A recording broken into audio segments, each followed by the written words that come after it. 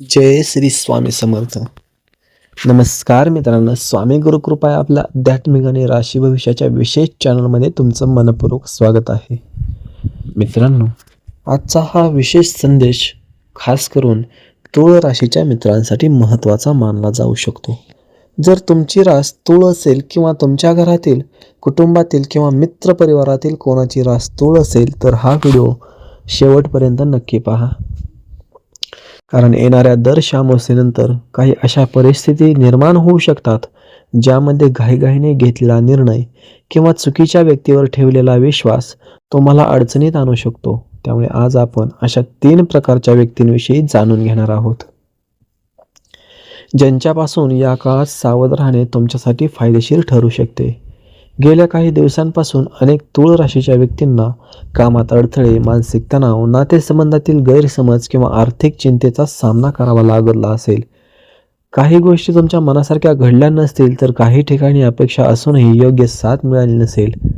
पण प्रत्येक कठीण काळ कायमचा राहत नाही. बदलाची सुरुवात अनेकदा सावधगिरीपासून होते. म्हणूनच या काळात कोणत्याही गोड बोलणाऱ्या व्यक्तीवर लगेच विश्वास ठेवू नका. कोणताही मोठा निर्णय भावनेच्या भरात घेऊ नका आणि प्रत्येक गोष्ट विचारपूर्वक तपासूनच पुढे जा.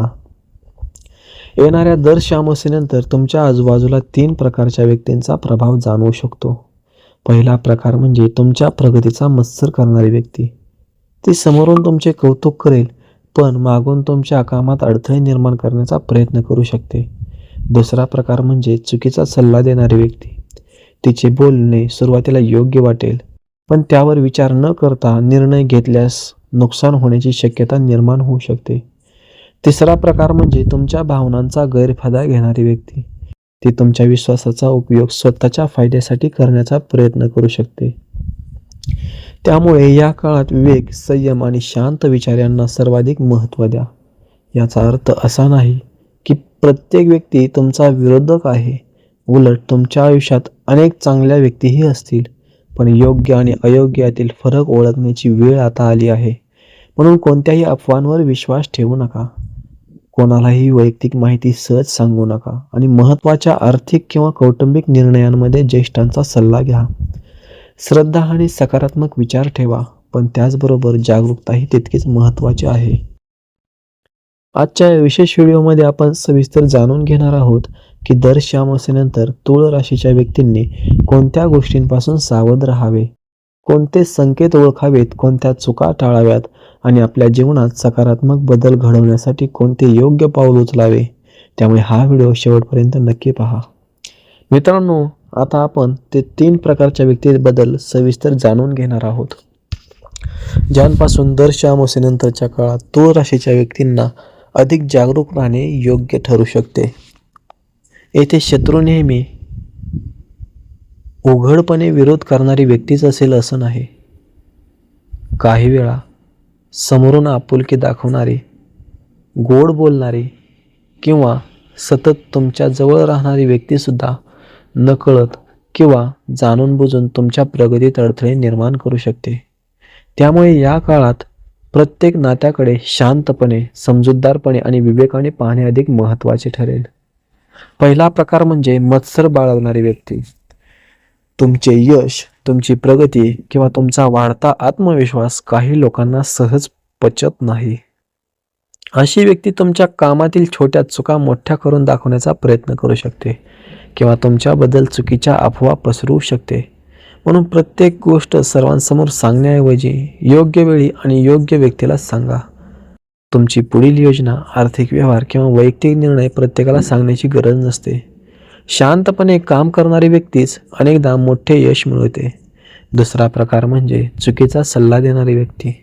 काही लोक तुमच्या हिताचा विचार करत असल्याचे दाखवतील, पण त्यांचा सल्ला तुमच्या परिस्थितीसाठी योग्य असेलच असं नाही. विशेषतः आर्थिक गुंतवणूक, नोकरीबद्दल, व्यवसायातील मोठे निर्णय किंवा कौटुंबिक वाद यांसारख्या विषयांमध्ये फक्त ऐकीव माहितीवर विश्वास ठेवू नका. प्रत्येक निर्णय घेण्यापूर्वी स्वतः विचार करा. आवश्यक असेल तर अनुभवी व्यक्तींचा सल्ला घ्या आणि भावनेपेक्षा विवेकाला प्राधान्य द्या. तिसरा प्रकार म्हणजे तुमच्या भावनांचा गैरफायदा घेणारी व्यक्ती. काही लोक तुमच्या चांगुलपणाचा, विश्वासाचा किंवा मदतीच्या स्वभावाचा उपयोग स्वतःच्या फायद्यासाठी करू शकतात. त्यामुळे प्रत्येकाला लगेच होकार देऊ नका. कोणतीही जबाबदारी स्वीकारण्यापूर्वी तिचे परिणाम समजून घ्या. तुमची दयाळू वृत्ती ही तुमची ताकद आहे, पण त्याचबरोबर योग्य मर्यादा ठेवणेही तितकंच आवश्यक आहे. या काळात तुमच्या बोलण्यावरही विशेष लक्ष द्या. रागाच्या भरात बोललेले शब्द नात्यांमध्ये दुरावा निर्माण करू शकतात. संयमाने बोलणे, समोरच्याचे म्हणणे ऐकून घेणे आणि शांतपणे निर्णय घेणे तुमच्यासाठी अधिक फायदेशीर ठरेल. घरात किंवा कामाच्या ठिकाणी निर्माण होणाऱ्या छोट्या मतभेदांना मोठे रूप देऊ नका. अनेक समस्या संवादातूनच सोडवता येतात. व्यवसाय करणाऱ्या तुळ राशीच्या व्यक्तींनी नवीन व्यवहार करताना सर्व कागदपत्रे नीट तपासावीत. नोकरी करणाऱ्यांनी कार्यालयातील राजकारणापासून शक्य तितके दूर राहावे आणि आपल्या कामावर लक्ष केंद्रित करावे. विद्यार्थ्यांनी अभ्यासात सातत्य ठेवावे आणि सोशल मीडियामुळे वेळ वाया जाऊ देऊ नये. प्रत्येक क्षेत्रात शिस्त, संयम आणि सातत्य यामुळे चांगले परिणाम मिळू शकतात. आध्यात्मिक दृष्टिकोनातून पाहिले तर हा काळ आत्मपरीक्षण करण्याचा आहे. दररोज काही वेळ प्रार्थना, ध्यान किंवा स्वामी समर्थांच्या नामस्मरणासाठी द्या. सकारात्मक विचार, चांगले कर्म आणि नम्र वर्तन यामुळे मन अधिक स्थिर राहू शकते. लक्षात ठेवा, जीवनातील प्रत्येक आव्हान हे आपल्याला अधिक सक्षम बनवण्यासाठी येत असते. म्हणूनच दर अमावस्येनंतर भीती बाळगण्याची गरज नाही, तर जागरूक राहण्याची गरज आहे. योग्य व्यक्तींची साथ, विचारपूर्वक घेतलेला निर्णय, कुटुंबाचा विश्वास आणि प्रामाणिक प्रयत्न यांच्या जोरावर तुम्ही अनेक अडचणींवर मात करू शकता. सावधगिरी आणि सकारात्मकता यांचा समतोल राखला तर हा काळ तुमच्यासाठी नवीन संधी, आत्मविश्वास आणि प्रगतीचे नवे दार उघडणारा ठरू शकतो. मित्रांनो, एक गोष्ट नेहमी लक्षात ठेवा, कोणताही काळ फक्त अडचणी घेऊन येत नाही, तर तो आपल्याला योग्य आणि अयोग्य यातील फरक ओळखण्याची संधीही देतो. दर अमावस्येनंतरचा हा काळ तुळ राशीच्या अनेक व्यक्तींसाठी स्वतःला अधिक सक्षम बनवण्याचा आणि जीवनातील काही महत्त्वाचे निर्णय शांतपणे घेण्याचा ठरू शकतो. त्यामुळे कोणाच्याही बोलण्यावर लगेच विश्वास ठेवू नका. तसेच प्रत्येक संशयाला सत्यही समजू नका. संयम, विवेक आणि योग्य निरीक्षण हेच या काळातील तुमचे सर्वात मोठे संरक्षण ठरू शकते. आता प्रश्न असा आहे की हे 3 प्रकारचे शत्रू नेमके कोण असू शकतात?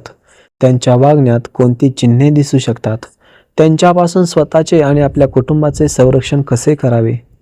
तसेच कोणत्या सवयी आणि निर्णयांमुळे तुम्ही संभाव्य अडचणी टाळू शकता? या सर्व गोष्टी आपण आता सविस्तरपणे जाणून घेणार आहोत. त्यामुळे हा व्हिडिओ शेवटपर्यंत नक्की पहा, कारण पुढील माहिती तुमच्यासाठी महत्त्वपूर्ण मार्गदर्शन करणारी ठरू शकते. मित्रांनो, आज आपण पहिल्याप्रमाणे दर अमावस्येनंतरचा हा काळ तुळ राशीच्या व्यक्तींसाठी जागरूकता, संयम आणि योग्य निर्णयांचा विशेष महत्त्व देणारा ठरू शकतो.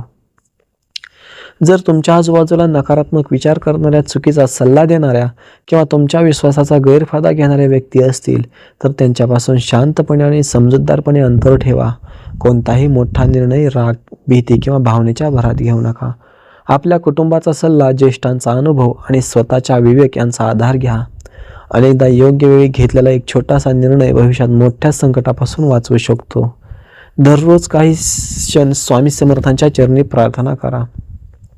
श्री स्वामी समर्थ या मंत्राचा श्रद्धेने नामस्मरण करा, जप करा. मित्रांनो, जर तुम्हाला हा व्हिडिओ आवडला असेल तर व्हिडिओला लाईक करा आणि आपल्या स्वामी गुरुकृपा या चॅनलला सबस्क्राईब करा. बेल आयकॉन प्रेस करा, जेणेकरून प्रत्येक व्हिडिओ तुमच्यापर्यंत सर्वात अगोदर पोहोचला जाईल. मित्रांनो, जर तुमचा स्वामी समर्थांवर विश्वास असेल आणि तुम्हाला जर वाटत असेल की स्वामी समर्थ महाराजांचा आशीर्वाद तुमच्या पाठीशी आहे, तर कमेंटमध्ये श्री स्वामी समर्थ, श्री गुरुदेव दत्त नक्की लिहा. भेटूया अशाच प्रकारच्या आध्यात्मिक आणि राशीभविष्य सांगणाऱ्या विशेष व्हिडिओमध्ये. तोपर्यंत श्री स्वामी समर्थ, श्री गुरुदेव दत्त. अवधूत चिंतन श्री गुरुदेव दत्त. ओम नमो आदेश. अल्लख निरंजन. आदेश आदेश आदेश.